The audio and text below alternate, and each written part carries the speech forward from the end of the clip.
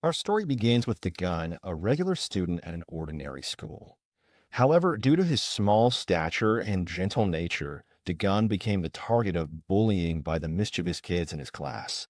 At first, when erasers would suddenly fly at him, Daegun thought it was just a coincidence. Oh, I think I accidentally threw an eraser at you. Sorry, I meant to throw it to the person sitting in front of you. The kids would laugh and explain insincerely. However, Daegun noticed that there was no one sitting in front of him. It was then that he began to realize something was wrong. Realizing it was one thing, but standing up for himself was another. The gun chose to remain silent and endure, but that only gave the bullies more confidence to continue. Erasers kept flying at the gun's head, making it impossible for him to focus on his studies. People often say a moment of patience is worth 9 moments of peace, but how long could anyone tolerate it? After a short time of suppressing his feelings, Dagon finally turned around and boldly demanded that the bully stop his malicious joke. To his surprise, instead of feeling remorse, the bully acted arrogantly and insolently, making the atmosphere between them more tense than ever. To him, the fact that Dagon dared to speak out in opposition was utterly unacceptable. To preserve his pride, he didn't think he needed to listen to Dagon. On the contrary, when he saw Dagon approaching with an angry expression, he became even more furious. Dagon, feeling anxious about the tense situation, tried to explain that he just wanted peace and had no intention of offending or opposing anyone.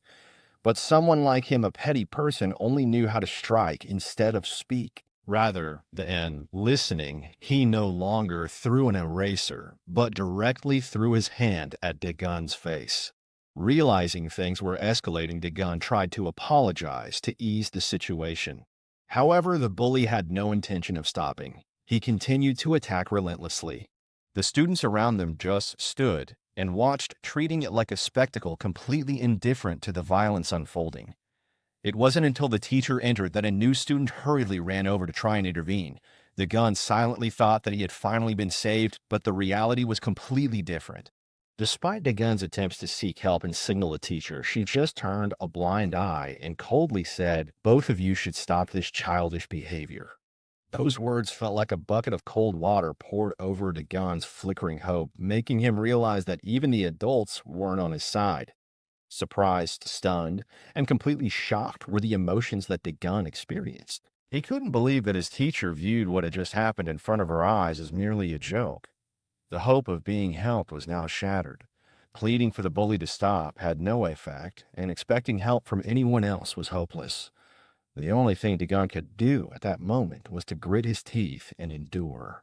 Even when the immature kid stuck a paper with the words "No Mother" on his back, Dagon couldn't resist. He had no one to share the pain he was in. The adults were indifferent, and no one was willing to offer help. In his own classroom, Dagon was completely isolated, submerged in loneliness and helplessness.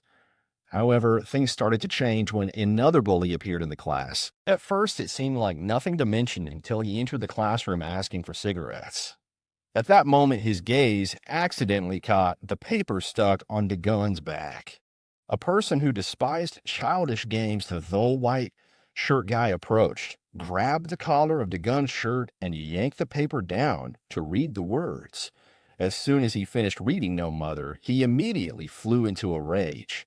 The thug quickly interrogated and discovered that the person behind this childish prank was Dagon's immature friend.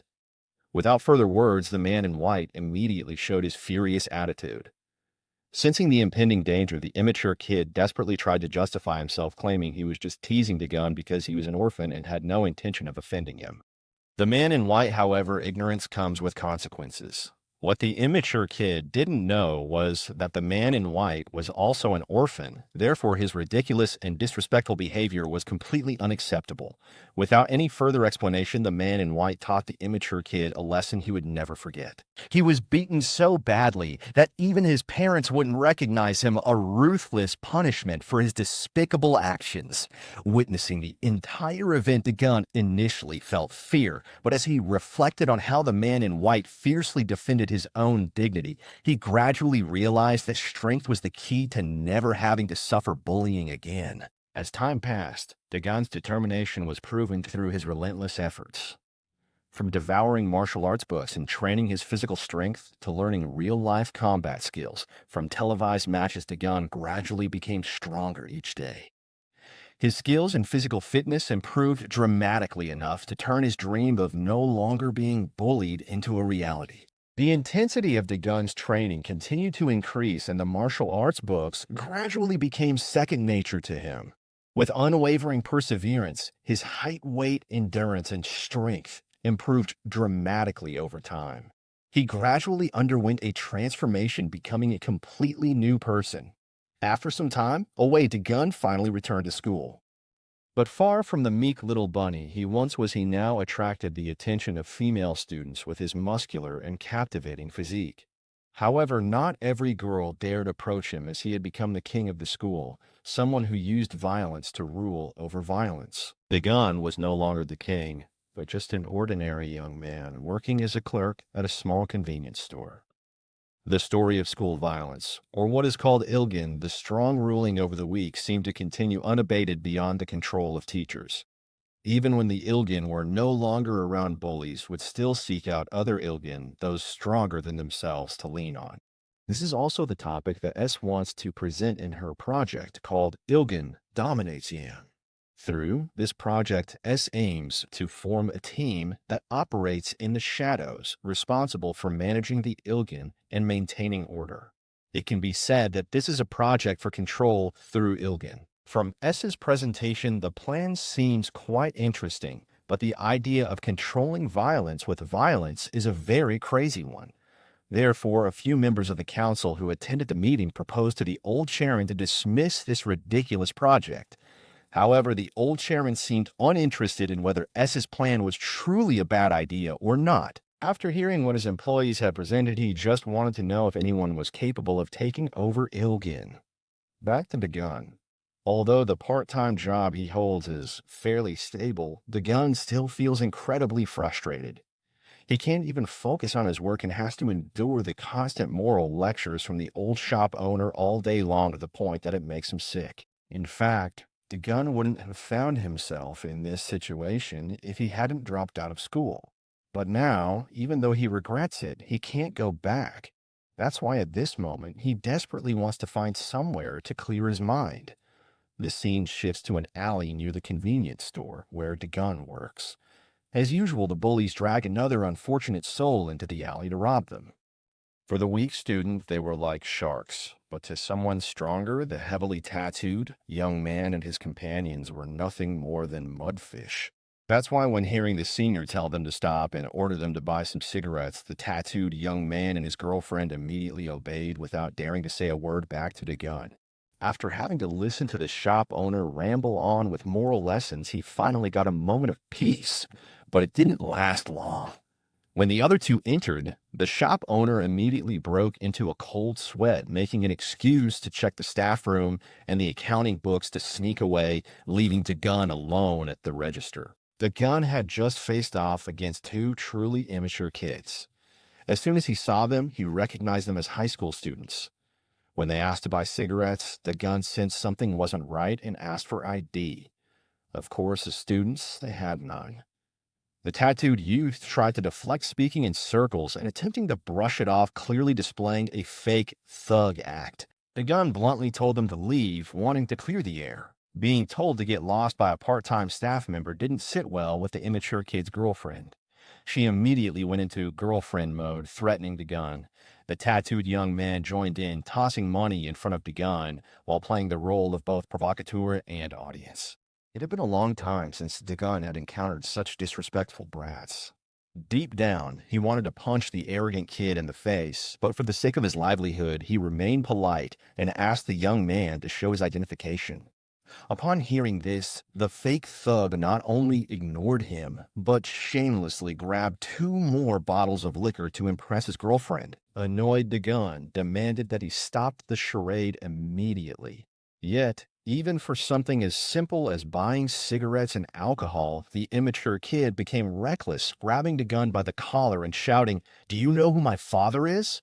You better lower your tone or I'll break your jaw so you can't brag anymore." Watching from behind the bar, owner, aware that the tattooed youth was no saint, quickly rushed out to intervene.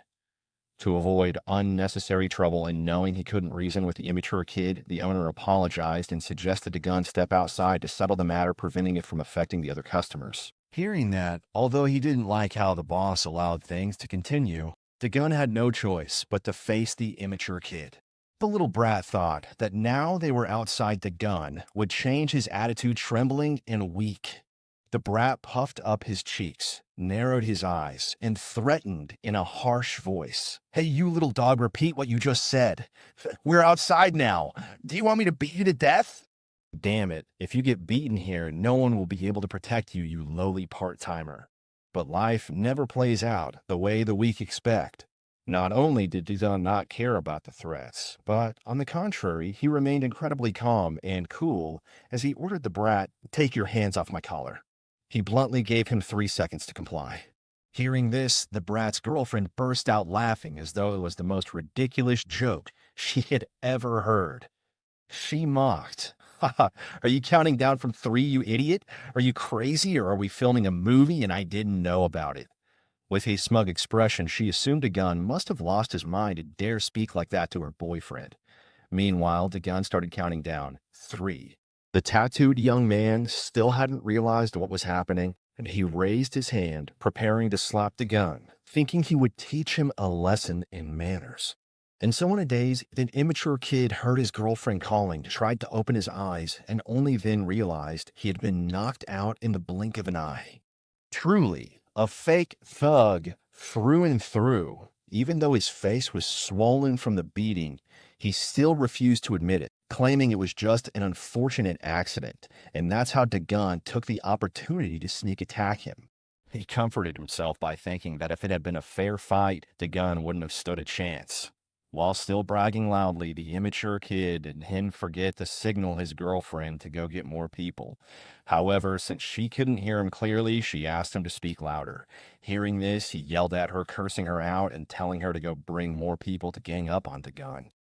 After being yelled at, she angrily stormed off to call her friends. Dot, on the other hand, the immature kid began to act all high and mighty, arrogantly asking Dagun, "Haha, loser, aren't you from this city? Do you know who I am? Do you know who my crew is that you dare to challenge me?" It sounded tough, but when it came to these fake thugs, Dagun had dealt with them more than once. Despite the opponent's constant boasting, Dagun maintained a calm tone, curious about the age of the immature kid. However, the latter stubbornly refused to answer. Sensing that the other person didn't appreciate gentle conversation, Dagun lightly hooked his finger into the man's collarbone and squeezed. In just 3 seconds, the heavily tattooed youth confessed that he was only 17 years old. Even though the immature kid was screaming in pain, Dagun calmly threatened that if he ever came back to buy cigarettes again, he would make him unrecognizable to his parents. At that moment, his girlfriend arrived with a group of thugs. Although the immature kid seemed somewhat embarrassed when he saw his companions, Dagun remained completely at ease. To him, a few more chickens didn't make a difference. Dagun calmly asked, "Is everyone here now?" Still, no matter how he looked at it, Dagun couldn't believe the big guy in front of him was a high school student.